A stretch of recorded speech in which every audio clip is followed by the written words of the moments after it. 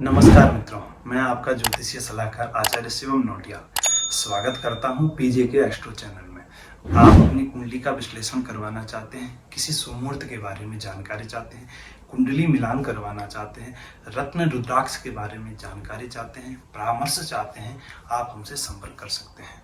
कोई धार्मिक अनुष्ठान करवाना चाहते हैं, ग्रह दोष निवारण के लिए ग्रहों के जप अनुष्ठान इत्यादि करवाना चाहते हैं, आप हमसे संपर्क कर सकते हैं।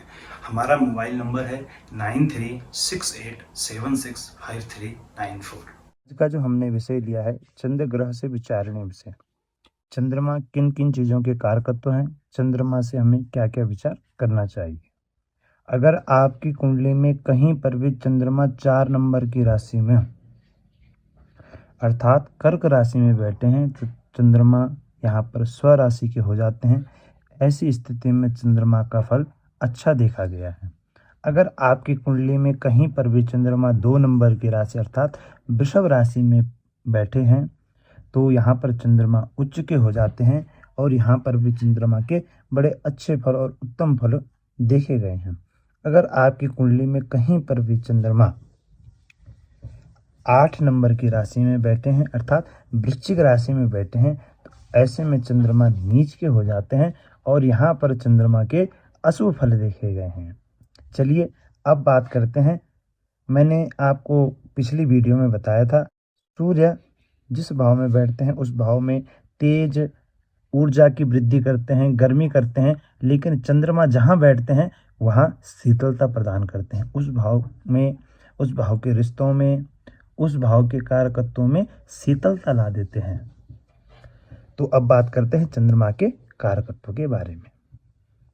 मातुः स्वस्ति मनः प्रसाद मुदधिष्णानं सितं चामरं छत्रं सुव्यजनं फलानि मृदुलं पुष्पाणि सस्यं कृषिं कीर्तिं मौक्तिककास्य रौप्यमधुर क्षीरादिवक्त्राम्बुगो योषाप्तिं सुखभोजनं तनुसुखं रूपं वदेत् चन्द्रतः।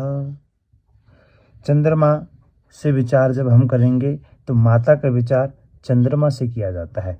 मन की स्थिति, व्यक्ति की मन की भावनाएं, मन से जुड़ी हुई हर चीज़ का विचार चंद्रमा से हमें करना चाहिए। भलाई का विचार, समुद्र का विचार, जल का विचार, जल से जुड़ी चीज़ें, सब इन चीज़ों का विचार चंद्रमा से किया जाता है। जल से संबंधित हो समुद्री व्यापार इत्यादि, इन सब चीज़ों का विचार भी हमें चंद्रमा से करना चाहिए। सफ़ेद वस्तुएं, जितने भी प्रकार की सफ़ेद वस्तुएं होती है, सफ़ेद रंग से लेकर के दूध, चावल इत्यादि जो है, इनका विचार भी हमें चंद्रमा से करना चाहिए। चामर, चंवर, चंवर क्या होती है? सम्मान का प्रतीक होती है, राजयोग का प्रतीक होती है। तो राजयोग सम्मान का कारक भी चंद्रमा को माना गया है। चंद्रमा राजकीय ग्रह है, सूर्य राजा है, चंद्रमा रानी है, तो चंद्रमा भी सरकारी नौकरी के कारक भी माने गए हैं। अच्छा भोजन, आपको कैसा भोजन प्राप्त होगा, आपके भाग्य में कैसा भोजन होगा, इनका विचार भी हमें चंद्रमा से करना चाहिए। मीठे फल, फूल, फसल इत्यादि का विचार भी हमें चंद्रमा से करना चाहिए। फसल का विचार चंद्रमा से, कृषि का विचार क्यों चंद्रमा से किया जाता है? चंद्रमा जल के कारक हैं और बिना जल के कृषि संभव नहीं। यश का विचार, कीर्ति का विचार चंद्रमा से किया जाता है। मोती का विचार, अगर हम बात करें मोती का विचार, धातुओं में चांदी और कांसा का विचार जो है चंद्रमा से किया जाता है। चीनी, दूध, वस्त्र, विशेषतः सफ़ेद वस्त्रों का विचार चंद्रमा से किया जाता है।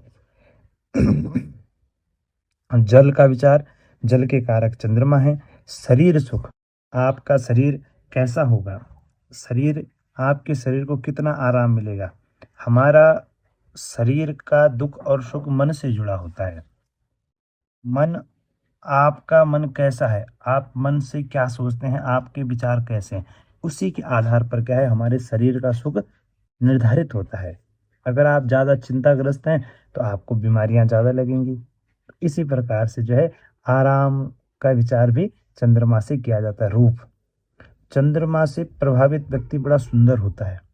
दिखने में बड़ा सुंदर और स्वभाव से बड़ा सौम्य स्वभाव का चंद्रमा उन्हें बनाता है। जवानी, आपने कई देखे होंगे कि उम्र तो उनकी ज़्यादा है, 30 की है, लेकिन लग 16 के रहे हैं, 20 के रहे हैं। तो यह सब कारस्तानी चंद्रमा की है, यह सब चंद्रमा के कारक हैं। इन सब चीज़ों के चंद्रमा क्या है, कारक हो जाते हैं। पितर, जो हमारे पितृ देवता हैं, उनके कारक भी चंद्रमा है। नमक, नमक कहाँ से प्राप्त होता है हमें, समुद्र से प्राप्त होता है। समुद्र से, मैंने कहा ऊपर कि समुद्र से जुड़ी हर चीज चंद्रमा से संबंधित होती है। तो जो नमक समुद्र से निकलता है, समुद्र के जल से बनता है, तो वह भी क्या है, चंद्रमा का कारक है। चंद्रमा आकर्षण, कोई व्यक्ति अपनी तरफ लोगों को आकर्षित करता है अपने रूप से, अपने स्वभाव से, अपने सौम्य स्वभाव से, तो यह भी क्या है, चंद्रमा का कारक है। स्त्रियों में पीरियड इत्यादि का कारक भी चंद्रमा है। चंद्रमा अगर पीड़ित होता है तो स्त्रियों को इन चीज़ों की समस्या हो सकती है। सर्दी जुकाम जो बीमारियों में अगर हम देखें तो जलीय रोग चंद्रमा प्रदान करते हैं, सर्दी जुकाम वगैरह। और बड़ी बीमारियों की बात करें तो किडनी इत्यादि की समस्या चंद्रमा देते हैं। बालारिष्ट, बच्चों में जो बीमारी होती है, बच्चों के जन्म से 12 वर्ष तक उनका बचपन कैसा रहेगा, इन सब का विचार भी हमें चंद्रमा से करना चाहिए। एक विशेष बात, जब हम चंद्रमा का विचार करें तो चंद्रमा का पक्ष बली देखना परम आवश्यक हो जाता है। चंद्रमा कृष्ण पक्ष की पंचमी से शुक्ल पक्ष की पंचमी तक चंद्रमा बलहीन रहते हैं, निर्बली रहते हैं, और शुक्ल पक्ष की पंचमी से कृष्ण पक्ष की पंचमी तक चंद्रमा बलवान रहते हैं। अब मान लीजिए आपको कुंडली में पता करना है कि चंद्रमा बलवान है या नहीं, तो आप कैसे पता करेंगे। मान लीजिए आपकी कुंडली में सूर्य यहाँ बैठे हैं, यहाँ से गिनिए 1 2 3, यहाँ पर अगर चंद्रमा बैठे हैं तो चंद्रमा बलवान है। यहाँ से 1 2 3 4 5 6 7 8, यहाँ तक अगर चंद्रमा बैठे हैं, सूर्य से अष्टम तक अगर चंद्रमा बैठे हैं तो चंद्रमा बलवान होते हैं। लेकिन 1 2 3 4 5 6, इन 6 भाव में अगर चंद्रमा बैठे हैं तो चंद्रमा निर्बली होते हैं, और चंद्रमा पक्ष बल चंद्रमा में नहीं होता है। यह हम कुंडली से हम पता कर सकते हैं। चंद्रमा अगर 7 बैठते हैं तो वह क्या है, अमावस्या दोष उत्पन्न करते हैं। चंद्रमा बहुत ही बुरे यहाँ पर प्रभाव देते हैं। तो चंद्रमा का जब हम विचार करें तो पक्ष बल का विचार हमें अवश्य करना चाहिए।